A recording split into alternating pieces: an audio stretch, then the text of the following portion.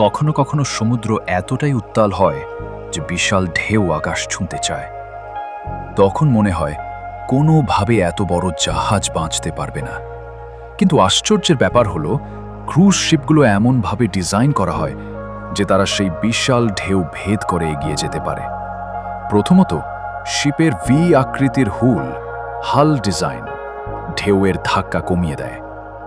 ঢেউ সামনে এলে শিপ সরাসরি প্রতিরোধ না করে সেটিকে কেটে এগিয়ে যায়। দ্বিতীয়ত, শিপের ভেতরে থাকে স্টেবিলাইজার ফিন্স।